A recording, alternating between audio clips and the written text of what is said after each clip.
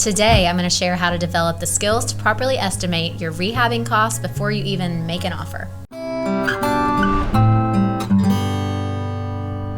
Hello guys, I'm Brandy Lydon, host and founder of Mom You're Not Alone. I'm also a local realtor and investor here in Knoxville, Tennessee. So let's dive into this content here. We are going to chat about estimating material, labor, and overall cost on your flip. So the best way to learn how to estimate material costs correctly is by spending a lot of time at your local improvement stores, walking the aisles to see what typical rehabbing materials actually cost. Bring a notebook and a pen and write down the range of cost of materials such as carpet, tile, laminate flooring, paint, blinds, vanities, fixtures, and on and on. So when you get a home, put these costs into a spreadsheet so you'll always have access. I like Google Sheets because I can have the app on my phone. So in order to learn about the labor costs, you should talk with other investors and real estate professionals to learn which contractors they use and the ones that they like. Network with these local service providers to find out what their usual charges are, and team up with those who can do a dependable, quality job at the lowest possible cost to you. Next, let's estimate jobs the way that contractors do. So they're going to do this by listing a range of costs for each repair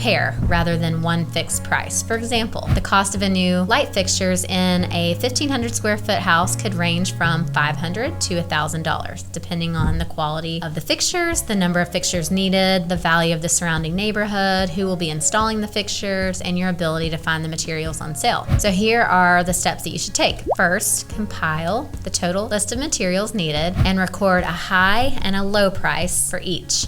Once that's done, you're going to add both columns of numbers to get the total cost for both high and low. Then add the two together, divide by 2, and you get the average cost. So if the fixtures range from $500 to $1,000, and that's a total of $1,500, divided by 2, you've got an average of $750 for light fixtures. The actual cost may be ultimately higher or lower, but that's a pretty accurate way to figure the approximate cost. Here's an example of this method using 5 typical repair items. So you've got materials low and high. You have paint, $1,000, $1,200, carpet, $2,000 and $2,500, tile, $700 up to $1,200, doors, $200 up to $400. Then you've got windows. This is a big range, right? So one window costs $300. It could be up to $1,000. So you get all that total cost, and when you're going to divide that out, this is going to be your average, okay? So these expected costs are going to fluctuate.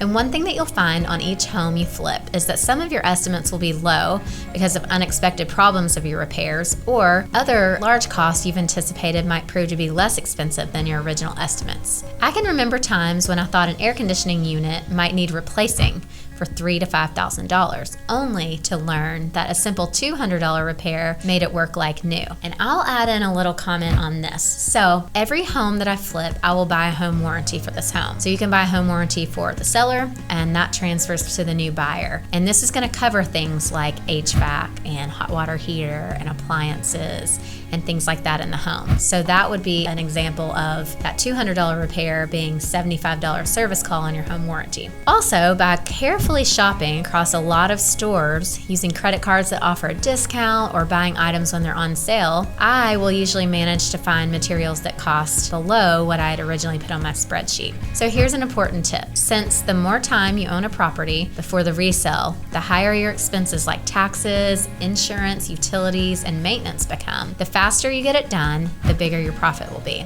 So if you buy all of your materials in advance, but make sure you can return anything you buy, that is the way to do it. So one time I spent $500 on custom cabinet doors prior to a closing because I wanted to get a head start on rehabbing, only to learn a week before closing that title problems were going to keep us from closing at all, and that money was wasted. So you've got to keep in mind you have options, right? So pick your stores that are reliable, you got a good relationship with, and you have a great return policy. Finally, keep in mind that you can spend a little more on a home that you're going to flip rather than rent, because you'll get that return on your dollars more quickly on a flip. These lessons will help you win more offers and ultimately increase your profits on all your real estate investments. So if you want to avoid 3 of the biggest house flipping mistakes, I've personally made a video to learn a little bit more about my experience with flipping houses. Check out this video right here. Hey mamas, if you haven't joined our Facebook page, Mom You're Not Alone, I personally invite you to do that today. We've got a lot of value there. This is a support group to help each other build wealth and share our experiences, because Mom, you're not alone.